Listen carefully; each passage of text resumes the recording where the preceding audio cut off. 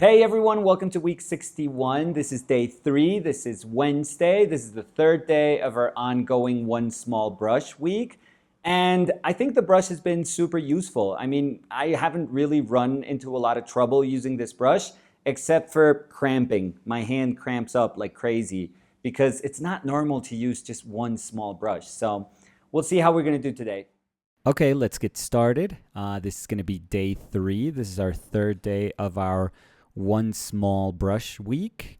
And just as a heads up, I'm going to be recording this voiceover and it's raining outside. So if you hear some droplets, if you hear some rain, just go with it. And maybe while you're listening to this, it's going to be raining and we're all going to be connected. So I apologize, but it's Wednesday and I can't control rain today. If it was a Thursday, totally different story. But Wednesday, I got to record while it's raining. So having said that, for today, we're going to do something pretty cool. I haven't painted the human figure. And when I'm speaking about the human figure, I'm referring to a model posing. I haven't painted or drawn from the model in a long time because I left the university, I don't even know now, maybe 2 years ago. And while I was in the university, there was no life painting class. They actually cut the budget from my painting class, so I couldn't hire models.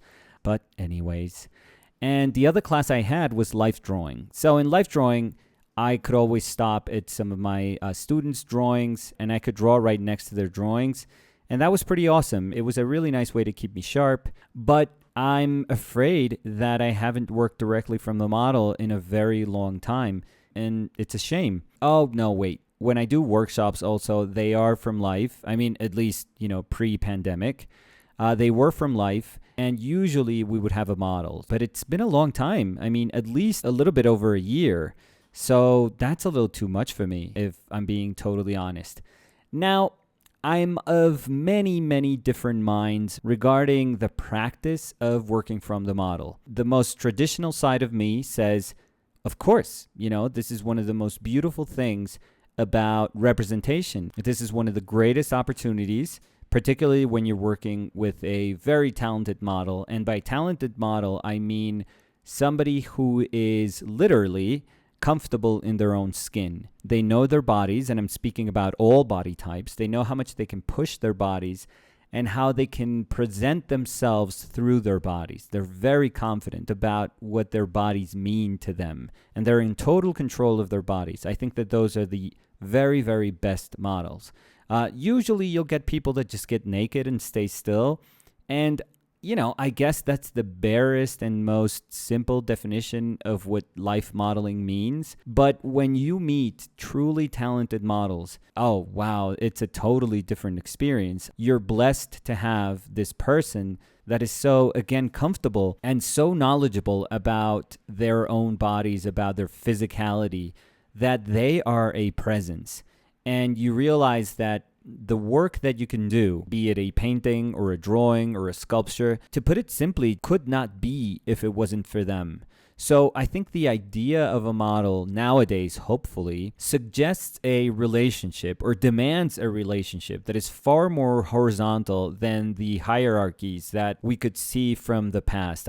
If you go back 120 years, you very much saw the objectifying of the particularly female body and how the identity would be stripped away from models. Artists, particularly male artists, didn't want to feel the human being behind the body. They just needed an object that looked like a body and would stay still. Something very saddening is that many wonderful works of art were created this way. So for us painters, it puts us in a dilemma, in a very weird place where you are conscious that the relationship between the people that were working for painters, for sculptors, was not a balanced one. Not at all. So nowadays, I don't really agree with the idea of model as muse. And again, trying to define muse as this human being that artists regarded as beautiful, but decided to be completely oblivious to their human nature. They were simply not seen as human beings or regarded as human beings, and certainly not put at the same level as the artist. So I obviously don't agree with that sort of relationship. I have to be honest, There's a lot of artists nowadays that still work maintaining the character of that relationship, and I just can't really agree with that. I have so much respect, and I've met so many wonderful models throughout my life that, like I said, it's incredible when you realize what is actually behind the act of modeling and the self-control, the self-knowledge, the empowering that goes hand in hand with projecting their own bodies in order for us to learn from them, which is basically what's happening. If anything, we have to accept that our knowledge, the space that is being created so that we can learn about the human body, would not be possible if it wasn't for them. So they are absolutely essential in this relationship. And like I said, it should be very much so an equal relationship. Now, the other side of this argument that I can understand, or I can try and understand if I make an effort, is the fact that, this is a weird practice. And the reason it's a weird practice is that we want to learn about ourselves through an action that could be considered illegal if it happened in the streets. If somebody was nude walking down the street, people would call the cops and they would probably get arrested and charged. And they would tell them, no, come on, you can't be walking down the street naked. You got to be wearing something. So it is fascinating to me how the classroom door becomes this threshold where as soon as you cross it, yeah, you can get naked and it's totally fine. So I can understand how particularly institutions, and this was the case with, the university that I worked for, the fine arts faculty that I worked for, they found it strange. They found it kind of ridiculous that we were still doing this practice that can only be justified by its historical permanence. It's always been with us. In the history of Western art, there's always been this link between using our bodies, using models as a source of knowledge. It is through them that we learn about our own bodies, about our own humanity, and we express that through painting or sculpture or drawing. Nowadays, it is very strange outside the more traditional workshops, open workshops that have model sessions, that have life drawing or life painting sessions. It is very strange to find academic programs that still promote life drawing or life painting based on models posing, or they question the fact why the model has to be nude while posing. Because again, yeah, that is how we are born. That is probably our most natural state, but that is also a decision that we have made as a society that, you could understand it as being right or wrong, but we have understood that when we socialize, we are usually clothed. The way we interact with people, the way we get to know people in regular circumstances, like day-to-day circumstances, we're usually clothed. So if we are to learn about ourselves, about the way we socialize with each other, why do it in a way that strays a little bit far from what is our day-to-day routine? Now, you could argue, no, we're doing this just to be comfortable with our own bodies. The whole world should be like a nude beach. And yeah, but not really, because sexuality is not something that we as a society respect and understand as a whole still. So that's also the weird part in all of this. The fact that when a model is posing, and I have to say, this is how I was taught to respect the model. And respecting the model meant you don't even acknowledge their sexuality. That's something that you hover over and you simply say, I see a penis, a vagina, but that's totally irrelevant to the lessons that I'm trying to learn about form and structure and anatomy. And it can't be irrelevant. It can't be that absurd that there is this nude person in front of you and you're just not acknowledging the fact that they're nude and the fact that they may be embracing or presenting their sexuality. So I do think that it's a little more complicated than that. I think that one of the extremes is just to say, hey, this is tradition, this is classical tradition, this is very, very important to the training of naturalist artists. And I do agree with that. Part of me obviously agrees with that. The other part of me says, yeah, but we can try and reimagine what this exchange, what this relationship between model and people drawing or people painting the model can be about, because it doesn't quite make sense to maintain the hierarchies that were inherent to that practice years ago. So I do think that it's okay to be critical about this practice. I do think that, we as teachers, although I'm not officially right now working as an instructor, but I do think we as teachers have to imagine better ways of trying to understand what that character of that relationship should feel like nowadays, in 2021.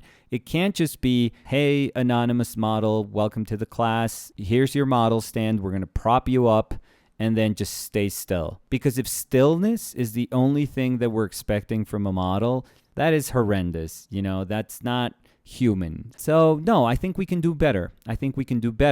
But I also know how the real people, the people that actually work as life models, how they've been horribly affected, for example, by this pandemic. And it's not just this pandemic. I mean, they were being affected before social distancing. In the university that I worked at, in the visual faculty that I worked at, the budgets were higher. I mean, from when I started working there, we probably had maybe 50, 60% more modeling hours. And what's funny is that enrollment went up like 50 or 60%. So if you think about it, more students were let into the faculty, which means more money. And if there's more money, why are we cutting the budget from the models? It was sad because this doesn't affect just the philosophy of working or not with models from life. No, this affects human beings. This affects people that this is their job. This is the way they make a living. This is the way they've made a living for decades. I always say very proudly how I worked with a model that my mother worked with when she was a student back in the 70s. And I think that that's amazing. I obviously met him as an older man, and he passed away, and it was a loss. It was a huge loss to all of us. But I think that through him, a lot of the artistic community here in Bogota felt connected, and that was very beautiful, I thought. So we can't just look past how real people are affected by our decision to say, okay, this is just obsolete. This is retrograde. We don't have to use models. Why are we still posing in model stands people that are nude? That doesn't make sense. Okay, maybe we can question those things, but we don't have to break this wonderful tradition to pieces just to say that we have to move forward. I think we can do better. I think we can reimagine the exchange between model and painter, draftsperson, sculptor, and we can try to establish a new relationship that again feels far more horizontal. So why are we talking about life painting, life drawing? It's not just about me painting a beautiful, wonderful torso in this contrapposto pose. No, it actually has to do with the model himself, which is Adrian. Adrian is a terrific model. I had the opportunity to work with him when I did some workshops in London, and he was fantastic. I think that almost every single person that works in some sort of naturalist fashion in London knows Adrian. And this usually happens in cities. Our community is actually far, far smaller than what we think it is. And one of the ways that we realize that it is smaller is that we end up knowing almost all the models that pose for different studios or workshops or classes. So it's really funny, again, to connect what we do through the work of these wonderful models. Adrian was super, super kind. He's a generous human being, and he was super kind to ask me if he could send me some photos that he took of himself in his home with very traditional window lighting. And he said, you can work from these, you can paint from these if you find them suitable. And I told them, thank you, Adrian. And I gave them a look. And of course, he's wonderful. He's one of these models that knows their bodies. He's very knowledgeable of his body. So I was like, okay, this is a perfect excuse. This is a perfect moment to speak about this relationship, to speak about this wonderful exchange that is only possible through amazing people wanting to express through their bodies, and our willingness to learn from them, and our willingness to exhibit how much we learn from them by executing paintings and drawings and sculptures. So for me, this was a wonderful chance to, quote unquote, meet virtually once again Adrian. It was almost like having him in front of me once again. So it was brilliant. And I decided to do this torso, this male torso. I always felt that there's something beautiful about male torsos. And I don't think it's as easy as saying the women torso is just sensitive, the male torso is powerful. No, that's a very reductive way of understanding male bodies versus female bodies. Very binary, very reductive. In fact, I think that there's a very sensuous quality to the serpentine traveling of Adrian's torso. You get to see all the tightness that comes not from his torso being male, not from his torso having this muscular build, but just from the tightness. I really like the way it stretches. There's soft moments in our bodies, in all of our bodies, not just my own. I mean, me, I'm just like rice pudding, but in all of our bodies, our midsection, for example, is very soft. Regardless of if you have a 12-pack, it doesn't matter. It is very soft. And there are moments in our bodies, particularly like in our sternum, with a rib cage, in our clavicle, where it feels harder, just because the bone is actually closer to the surface. So there's a very beautiful, sensitive way to navigate the body based upon the softness and the hardness of how our structure manifests through our skin. And there's something really cool about Adrian's body that it just always feels sharp. So again, I'm not speaking about strength due to visible musculature, for example. Every single body is almost like a different universe in and of itself. So I'd like to believe that part of what we do when we work with human beings that are presenting their bodies, that are expressing through their bodies, and we are there as witnesses, we have the responsibility to say, what is the character of their body? Let me try and really, really capture and investigate, how that body feels, how that body is being presented, but also how that body is being perceived. So I thought it was a wonderful opportunity to get back into appreciating the wonderful, incredible machine that is our human body. And it was tough. It was a little tough, I'm going to say, because doing it through very singular decisions is certainly not the way I would have gone about painting this. But because we have these obstacles during this week, I was like, okay, this is going to be a really nice way to just look at the body and almost like feel every section of the body, like travel through every section of the body. So I have to try and maintain a sense of unity, but I also have to go in this journey where I am touching base with every single moment of this torso. None of this would have been possible if it wasn't for Adrian's generosity and his being completely comfortable at presenting it to us. So thank you very much, Adrian. So that's going to be it for today. We didn't quite talk about going from small to big. This painting gave us a chance to speak about something that is part of our practice. And it's fine if we question our practice. It's completely fine. We have to try and make an effort to recognize the nature of what we do. We have to have very many different viewpoints in order for us to understand how we can make this better. Because it is a practice that if stopped, I think we would suffer a horrible loss. It's not about the opportunity that us artists from our high place would now be missing because we can't investigate the human body. No, but it's also a space where many people can find empowerment through the presentation of their bodies. And I think we need that space. We need a space that is free from judgment, free from prejudice, where models and artists, young and old, we can learn from that exchange and grow from that exchange. That's going to be it for today. Thank you guys for hanging out. I'll see you guys tomorrow, where we continue our expedition with our lonesome tool, our one small brush. Thank you guys. I'll see you tomorrow. Bye.